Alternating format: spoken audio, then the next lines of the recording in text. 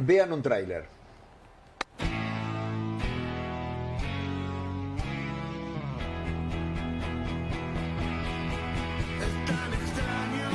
El básquet para la sociedad uruguaya, sin ninguna duda, es el segundo deporte en popularidad. Yo creo que la pasión por el básquet en el país es muy grande. Tiene la ventaja de que es el segundo deporte en popularidad en Uruguay. Muy lejos del fútbol, nunca va a llegar a ese lugar. Pero tiene una identificación muy fuerte con lo que es el barrio y la esencia del barrio. Amaga, penetra, gran jugada. Los 80 para el básquetbol fueron impresionantes. Los dorados años 80. Esa generación hizo un clic, cambió su cabeza, se puso en ganador y era muy difícil de ganarle. Muy difícil ganarle a Uruguay. No sabes el por qué apareció un Tato, apareció un Fefo. Ladies and gentlemen, Uruguay. Llevamos unas camisetas acá que había hecho Panther en el primer partido en la Olimpiada de Los Ángeles, los números se destiñeron. Esa generación del 84 va a ser irrepetible. When we play from the selection, it's like all the Uruguayans are eyes on you. Y en un momento la gente empezó a gritar su nombre, ¿no? Americano y que te brille la bocha, negro. Yo estuve a esto de no jugar el sudamericano, que salimos campeones. Uruguay al podio panamericano. Uruguay empezó ahora a darle al básquetbol femenino el lugar que se merece. Well, the Uruguayan basketball is very tough. The players here are very intense. They want to win. Y cuando paso por las calles de Montevideo, que es una ciudad futbolera, y veo una placita jugando el básquetbol, digo que hasta me emociono. Hay que hablarle de lo que es esta pelota, que entra 2 veces en la circunferencia del aro y que si uno no entrena, difícilmente emboca. Y va más allá de ganar o perder un partido, sino las cosas que uno va dejando en el camino y que va forjando. El básquetbol, como la murga, es una expresión colectiva.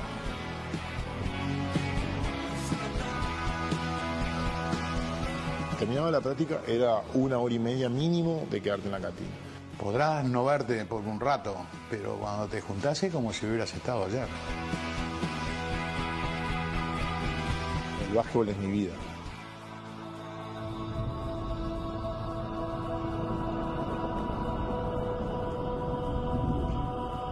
La otra pelota, haciendo referencia a que la que normalmente, creo yo, le voy a preguntar, la que normalmente nosotros tenemos en nuestra mente, la de fútbol. Claro. Esta es la otra. ¿Cómo anda, Federico? ¿Cómo están? Gracias por acompañarnos. Un placer siempre estar acá.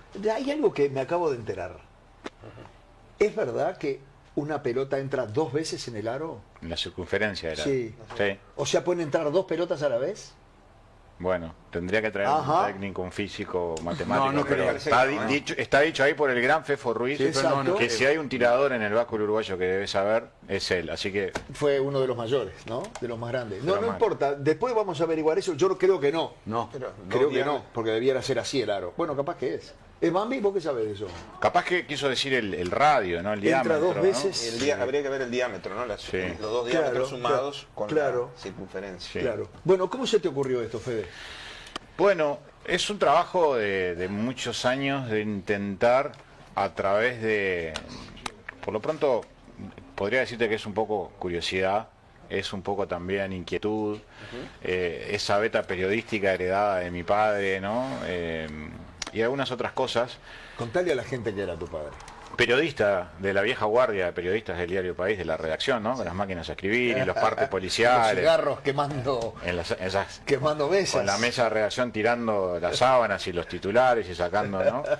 Y bueno, ahí yo me crié como otros tantos que estuvieron ahí, vi a grandes periodistas, ¿no? En esa redacción. Y bueno, la investigación y el periodismo están en mí, siempre estuvieron en mí. Claro. Quería identificar las grandes pasiones del pueblo uruguayo, ¿tá? Y también entendí o sentí en algún momento que hay un gran vacío, había un gran vacío audiovisual, ¿no? Nuestro país tiene esa problemática de lo que tiene que ver con el cine, el archivo fílmico, el audiovisual. En general, ¿no? En general, es una gran falencia acá de nuestro país. Me ha pasado en todos los proyectos, ¿no? Cada vez que voy a buscar archivo fílmico a un canal, no. Me pasó con Jorge Valle. Estaba haciendo, lo primero que me venía a la cabeza es, quiero poner la conferencia de prensa, no, perdón, la cadena nacional de televisión cuando el doctor Valle sale llorando en la crisis. No está. No estaba en ningún lado. Pero ¿cómo que no está en ningún lado? No. El presidente salga en una cadena nacional de televisión pidiéndole a los uruguayos. Después, si querés, cuando se apague la luz te explico por qué. Sí, me imagino, pero le voy a explicar a los espectadores. Los canales antes con los cassettes, los Betacam, los canales, los pasaban por arriba. Claro, ¿sabes por qué, no? Y por la plata, por lo que costaban. Obvio. Para no gastar cassettes. Para no gastar plata. Perdón la expresión. Para no gastar y plata. borraban materiales increíbles como ese y otros No hay tantos. una cultura de que hoy de respeto a las fuentes. pagarían millones de casetes. Claro. Una imagen de esa pagaría millones de Cuando casetes. murió Alfredo Citarrosa no encontraban imágenes para poner. No. Una vergüenza. Imágenes del golpe de Estado. Una vergüenza. Y hay casi nada. Por eso, fue tremendo. Digamos, la digitalización y los formatos ahora que permiten almacenar mucho más materiales, eso está cambiando por suerte. Sí. Pero bueno, había una necesidad y un vacío. Y yo estaba casi que convencido de que este tipo de trabajo, que me atrevería a decir, ¿no? Como de construcción de memoria ciudadana, ¿no? A nivel político, social, económico, deportivo, identitario, claro, ¿no? Era necesario. Entonces aparecieron algunos, vamos a hablar de podio, en pasiones de los uruguayos. Bueno, el básquetbol no estaba. Estaba el fútbol, para mí, en esa primera revisión, estaba el fútbol, estaba la política, estaba el carnaval. Y ahí me enfoqué y me dediqué, o sea, trabajé en eso, y aparte de la película de Valle, estuvo la película de Asaltantes con Patente, estuvo la película de Diego Forlán, y estuvo la película...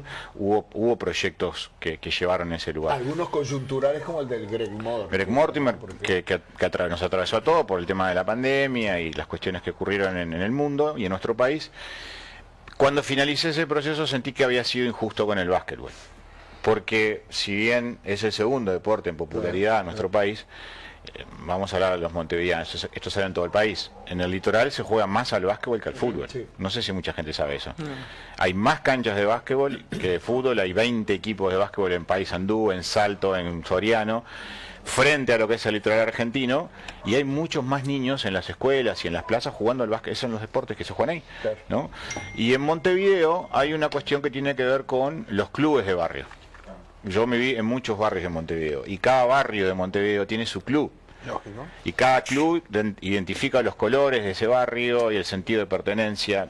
Miles de niños jugando al básquetbol y haciendo actividades sociales. Y rivalidades también. Las rivalidades en los barrios. Nutre todo el proceso. Y las diferencias que muchas veces se habla de que el que es hincha de un cuadro de fútbol no necesariamente es el mismo hincha del cuadro de básquetbol. Entonces tenés gente... Curioso, y eso también había como lugares que me llevaron a meterme en el proyecto de lleno sin haber estado jamás metido, ¿no? ¿Nunca picaste una pelota? Y en un ratito en la plaza, porque el básquetbol te iguala, vos tirás y todos errábamos. En el fútbol elegían de acuerdo a tus habilidades y si no ibas al arco, o no te elegían.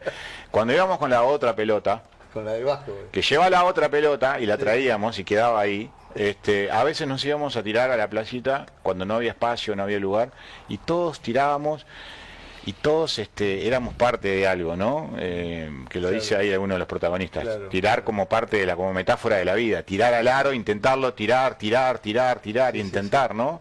Y es un poco por ahí la explicación de por qué quise meterme en el mundo maravilloso del... Después cuando empezás a rodar, no es fácil tampoco juntar a todos esos monstruos, ¿no? Ubicarlos. No es fácil. Decirles de la idea. No, porque aparte, vamos a ser sinceros en relación a la génesis de este proyecto. Yo también identifiqué que no había nada hecho sobre básquetbol uruguayo. No había ninguna película documental. Demanda, bro. No había ninguna película documental. Ríos de tinta, libros, esto, lo otro, pero no había nada de la historia del básquetbol uruguayo, de las figuras más importantes, los que están, los que ya no están. Y me parecía como muy injusto eso, ¿no? Como, y de vuelta al principio, a la construcción de memoria, la falta de referentes, de ídolos, hasta un homenaje, hasta una necesidad de homenajear a ciertas personas que desde el deporte, porque el deporte es cultura, es una herramienta de formación, de integración, y muchos de estos tipos que yo vi en mi niñez, yo los veía como superhéroes, ¿viste? Claro. Yo veía a Pierre, a Mogli, a Grencha. Yo me acuerdo del cilindro en los 80, y era eso, que esas imágenes que estamos viendo. ¿Eso es el cilindro? Claro, además era una época que te estoy hablando, yo no sé si se acuerdan, pero en los 80... Sí, Uruguay campeón de todo, casi.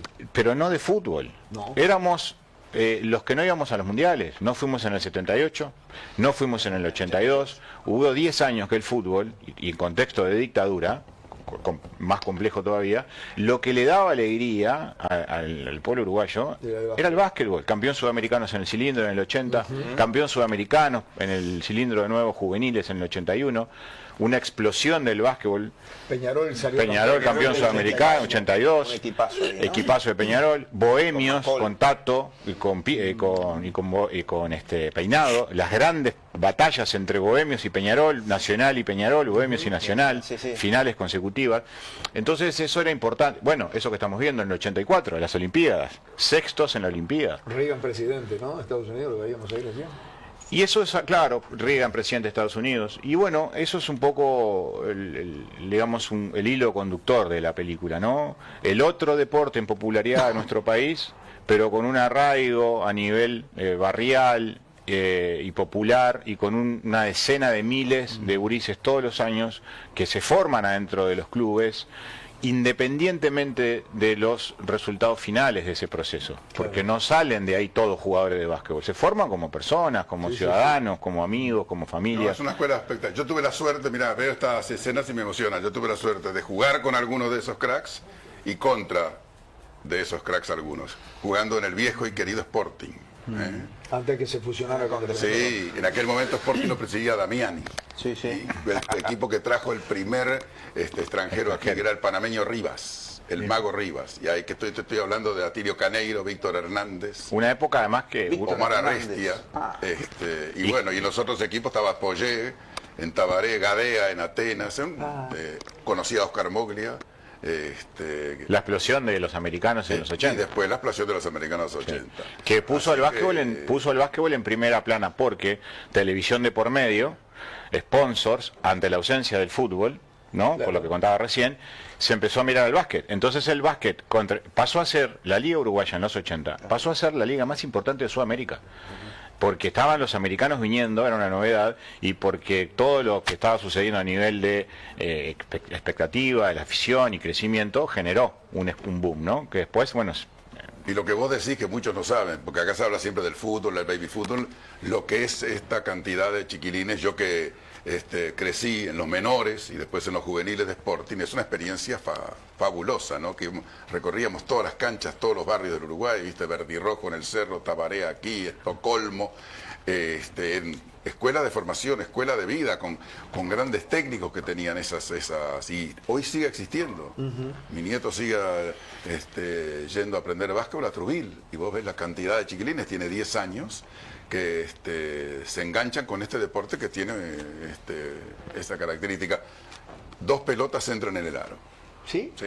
Qué burro que somos, lo querramos. Sí. Bueno, dudaste, ¿viste? Yo Yo dije que sí, después me hicieron dudar acá. El aro tiene 46 centímetros y el diámetro de la pelota es 25-26, así que entran. Claro, Fefo tenía que decirlo. Yo si no lo hubiera puesto, yo ya lo había chequeado, me hiciste dudar, Fernando. Es malo. Y el Fefo, que jugador, escúchame, el Fefo tiraba sin Fue mirar. uno de los mejores encestadores. Tirador, sí. Tirador. Él lo dice además. Él diferencia a sus grandes referentes ídolos, Moglia y Tato, como jugadores. Exacto. Y él como tirador. Él como tirador. ¿No? Cuando valía 2. Claro, valía doble. Tiene el récord cuando valía 2. Y eso es doble mérito, ¿no? Yo 84 puntos. Yo lo he visto hacer 40 puntos, 50 puntos, por ahí.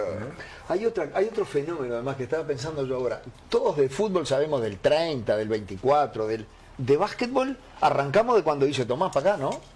Los Arrestia, los 67 capaz. Y de ahí para atrás, que no había básquetbol en Uruguay. Sí, señor, 50 y... Llegamos a las 52. finales, ¿Viste? ¿no? ¿Viste? 52, Pero no se sabe está en la película, 52, bueno, por 56. eso digo, es un muy buen testimonio. Sí, además un rescate, como hablábamos al principio, rescate histórico de un archivo que el otro día, el miércoles, sorprendió a casi los 1.800 invitados que fueron al Auditorio Nacional del Sodre, a la Van Premier, porque vieron imágenes que no se habían visto increíble. de esa época, ¿no? Estamos hablando de 2 medallas olímpicas, para que tomemos un poco de dimensión. Sí, claro, claro. Uruguay no Los va... campeonatos del mundo, ¿no? Claro, Uruguay no va a las Olimpiadas desde hace 40 años. ¿No? Entonces, también hay un bloque muy específico que habla sobre eso, ¿no? Una autocrítica, una reflexión sobre la realidad del básquetbol y el deporte. ¿Dónde se va a poder ver la película? Está desde ayer en todas las salas de Grupo Cine, en Montevideo. Mirá, qué bueno. En el shopping de Punta Carretas, en el Nuevo Centro, en las salas del centro, en ¿Cuánto Ejido. dura? Dura 1 hora y media. Bárbaro. Es un largometraje. Sí. Lo que la mayoría de la película. Fede, ¿cuánto tiempo te llevó a hacerlo? Esta película se filmó casi que en paralelo con mi anterior proyecto, Jorge Valle, en El cielo del infierno. Pero bueno, de alguna manera a veces es peligroso hacer eso, ¿no? ¿Cómo se hace? Yo te iba a preguntar eso, ¿cómo se hace? Porque se supone que uno tiene en la cabeza un proyecto que lo va desgranando. Y es como como tiene dos proyectos, como... Y bien distintos, ¿no? Mira si se te encaja un doble en la película de Valle. Bueno, y además en este caso es el mismo equipo, porque el director podría ser el mismo, pero el equipo capaz que conviene que sea ¿Era el distinto. mismo equipo? De producción, mismo equipo de rodaje, salvo algunas fichas claves. La edición debe ser complicada. El montaje, ¿no? Pero se filmó, sí, todos los procesos son complicados, pero hay una gimnasia desde Medio Films y todo el equipo para poder tener la capacidad de comenzar proyectos y arrancarlos en paralelo, y determinadas instancias unos necesitan más tiempo y más dedicación. Bueno, sacamos el gorro de uno, nos ponemos el otro, claro, y hacemos que funcionen y avancen. ¿Terminaron Valle? ¿Terminaron la otra pelota? ¿En qué están?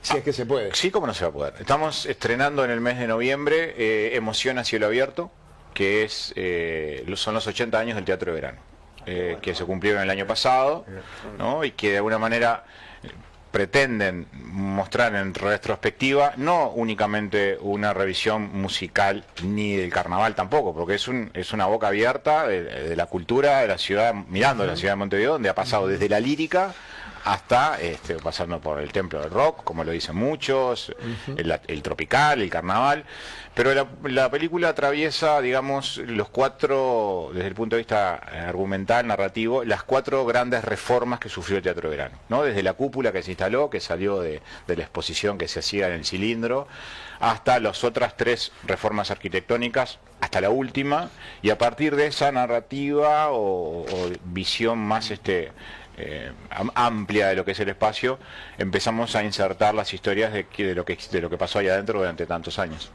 En noviembre dijiste. Noviembre, y vamos a transformar, así como lo hicimos con el Sodre, con la van premier de la otra pelota, vamos a transformar el Teatro de Verano en un gran cine al aire libre con 5.000 personas. Cuando la estrenen. Cuando la estrenemos. Bien, como la locura permite hacer 2, seguramente tenés algo más en la manga. Sí, tenemos una más. La solicitud de asilo del expresidente Alan García a la Embajada de Uruguay, es un temazo ese. Previo a la negativa y después arresto y suicidio del expresidente Alan García, que generó un conflicto, un enfrentamiento diplomático entre los dos países, y que además tiene un antecedente que no se había dado, que Uruguay, en el gobierno del doctor Tabaré Vázquez, niega el asilo, ¿no?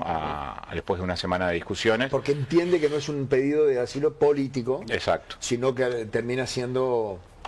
Que es horrible decirlo, ¿no? Pero como un delincuente común. Sí. O como un delito común, pero ¿no? Gran tema, porque hay una cultura de asilo en Uruguay, sí, claro. Exactamente.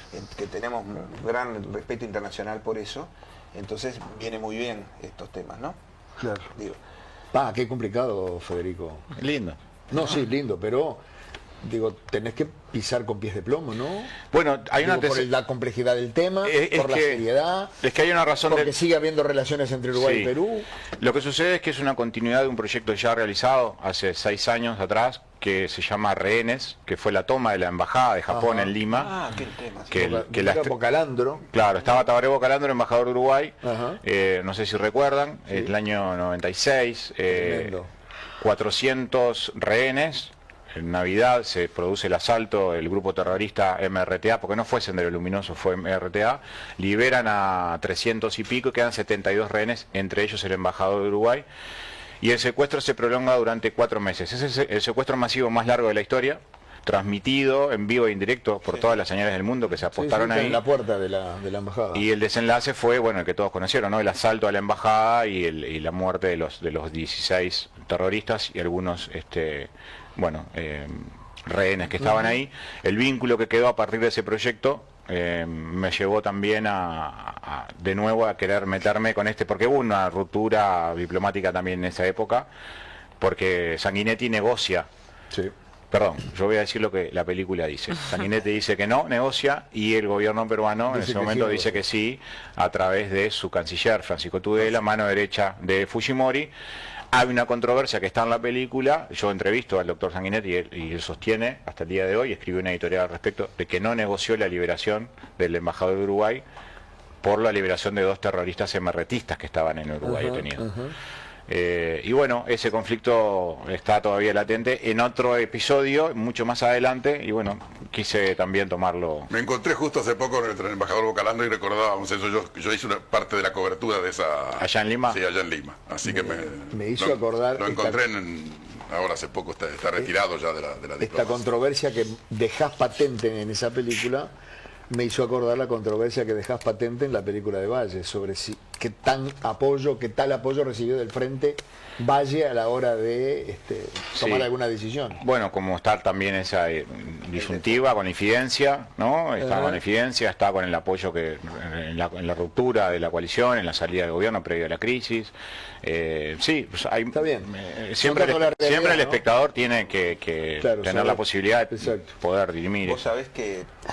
Perdóname. No. Vos sabés que yo soy... No, porque me metí y a veces no tengo los timings. Está perfecto. Yo soy profesor de historia, ¿no? Entonces tu película la utilizo bastante seguido en el programa de sexto año, ¿no? Hago fragmentos de partes concretas de la película que está muy bien hecha. La primera parte de introducción histórica, lo que sería el neovallismo, ¿no? Y después todo el tema de la crisis del 2002, que es clave para que los estudiantes entiendan el drama que había allí, ¿no?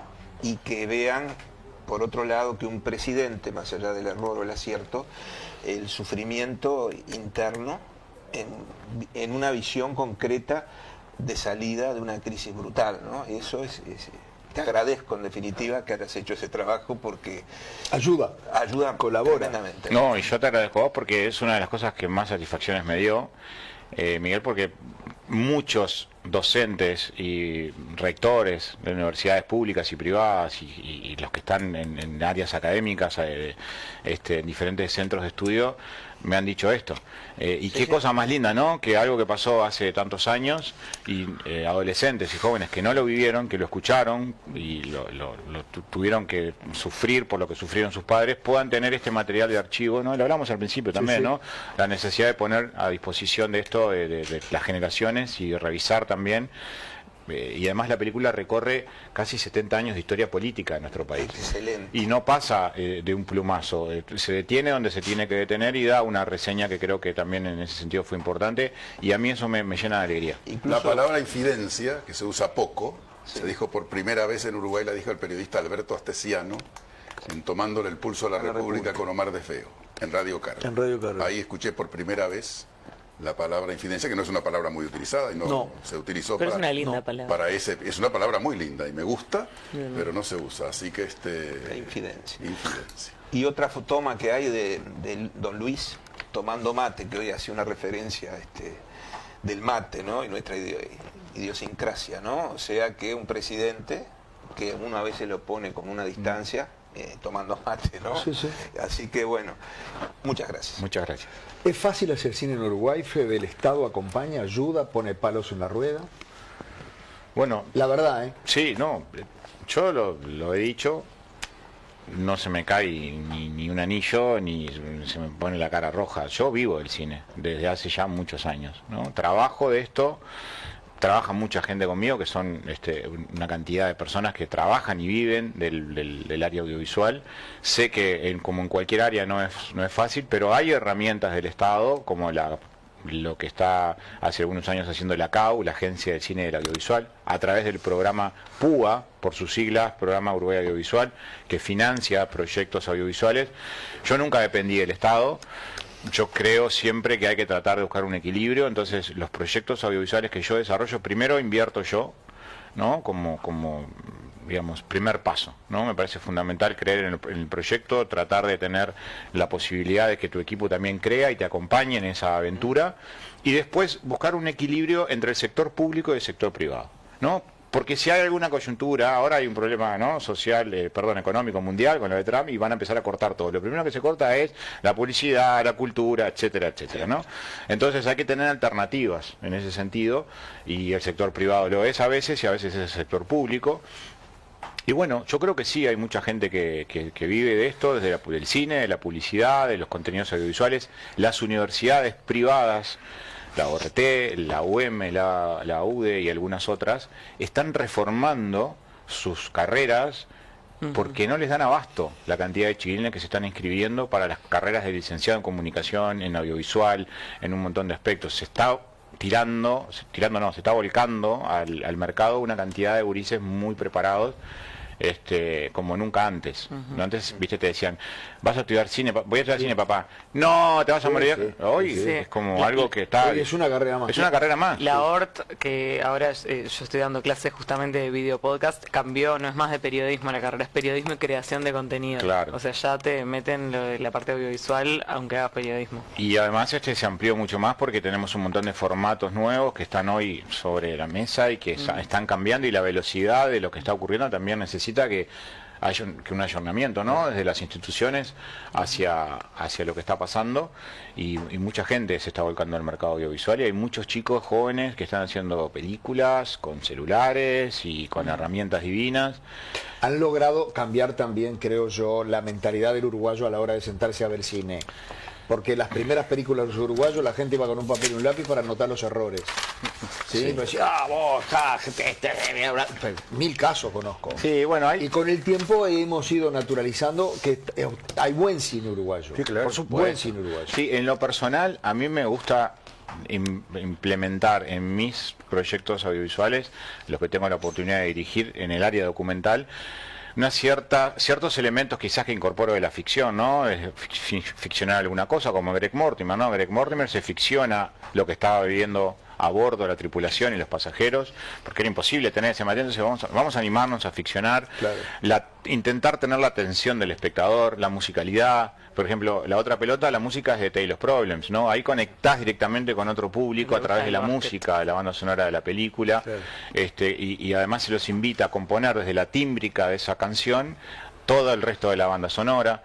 Entonces, que el cine no deja de ser algo que entretiene, que atrae. Los documentales, a veces los documentalistas se olvidan de eso, ¿no? Sí, información, pesado, talking head, palabras, y hay que darle, yo modestamente entiendo que la construcción desde el archivo, desde los testimonios, desde la emoción, desde la música, se puede generar una pieza audiovisual entretenida, porque la gente va al cine a entretenerse. Fíjense una cosa, el documental hoy goza de una excelente salud. Se ve tanto documental en el mundo como ficción. Entren a Netflix. Te iba a decir, un documental bueno es lo más divertido que hay. Exacto. Y está lleno de series alucinantes documentales de todo tipo. El otro día hablaba con un amigo. Entrábamos a ver que había Netflix de automovilismo. Está lleno de biopics ahora de automovilistas, de pilotos, de escuderías, ficción y documental. Cuando estrenamos Gonchi, hace 7 años, no había ni una. Y nosotros nos animamos y nos atrevimos, llegamos a Netflix, la compraron, y no solamente la compraron, la distribuyeron en todo el mundo, se tradujo a 17 idiomas. Y tiene todos esos elementos que yo le decía antes, tiene ficción, tiene drama, tiene emoción, tiene música, y entendimos que desde ese lugar hay una posibilidad de agarrar a más público, a público joven que está viendo documental. Aprovechemos estas nuevas generaciones que tienen ganas de ver, pero démosles elementos que ellos quieran para hacerlo dinámico, entretenido. Contribuyamos en ese sentido. Claro. ¿No? ¿Se podrá ver La Otra Pelota en Netflix? Y nosotros siempre trabajamos para llegar a plataformas, y eso no depende de nosotros, claro, pero hemos llegado con muchas películas, no solamente a Netflix, a HBO también y otras plataformas. Por lo pronto hoy estamos apuntando a llevar a la gente a los cines. Claro, está buena la respuesta que vos decís cuando yo te pregunto si el Estado apoya o pone palos en la rueda, ¿no? Nos parece. ¿Habría que mejorar algo más? ¿Habría que...? O así, bueno, claro, sí, pero... Todos tenemos que mejorar, todos los actores. Los realizadores tenemos que entender qué quiere el público y empezar a dejar de mirarnos el ombligo y empezar a mirar más al público, las formas en las cuales hoy se cuentan las historias en el mundo, la inmediatez con la que suceden las cosas. Tenemos que tratar el lenguaje de los jóvenes, el lenguaje audiovisual, tratar de juntar a las generaciones y compartir momentos de transición, de las cosas más lindas que logró Jorge Valle fue que, además de ser la película más vista del año pasado y de la década, o sea, 130 películas se estrenaban en 10 años, Jorge Valle fue la más vista. Y atravesó todas las generaciones. Si usted, lo hablábamos recién, miles de jóvenes de todo el país la vieron, de todos los partidos políticos, involucró a los docentes, a los alumnos, a los padres, a la familia, atravesó generacionalmente. Eso es un plus brutal, ¿no? Yo sé que no es fácil lograrlo, Sí, bueno. porque no tengo la receta, pues yo hace 10 años que hago esto y más 15, estrené 15 películas y es la primera vez que meto un éxito de taquilla. Vamos a contar las verdes. Yo vengo hace 14 años, esta espalda que ustedes ven, es de remar y de llegar a las salas así. Siempre se trabaja para algo, no necesariamente, y también en el trabajo vos vas aprendiendo en el método cómo mejorar para que no pase entonces estamos en ese proceso. Y eso es cuando lográs eso, los grandes éxitos de taquilla en el mundo se explican cuando vos llegás al gran público, ¿no? Cuando llegás al gran público y podés tener esa suerte, la gente vuelve a las salas, la gente le gusta ir a las salas. Federico, conocí a tu padre, un personaje de la crónica policial. Sí, señor. De una crónica policial que hoy no existe más. Para nada. Yo trabajaba en El Día en aquel momento, no hacía crónica policial, pero había otro cronista policial en El Día que se llamaba Filomeno, estamos hablando, y era otro periodismo. A las 2 de la mañana nos reuníamos, El Día, El País, los periodistas, en el bar, a charlar, En el bar, enfrente. charlar. ¿Cómo se llamaba? En el... ¿Cómo era el bar? El de la esquina, decís vos. Famoso ese. Tenuria. Maracaná, me sale. Maracaná, no era Maracaná. No. El Sorocabana. El Sorocabana, vos. Agarrarle ahí. Bueno, ¿qué crees? No me salía. Bueno, tengo la neurona cansada. Lindos recuerdos de aquella época. Bueno, espectacular. Yo tengo el nombre, el título de la película que a vos te llevaría en 3 meses A ver si es la misma que a buscar un decía yo. Oscar. A ver. Con 4 palabritas chiquitas. A ver. 4 palabritas. Tengo miedo. El campeón del siglo.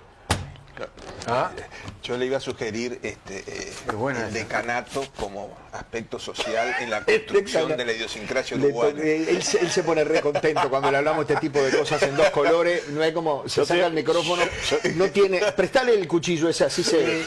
Me da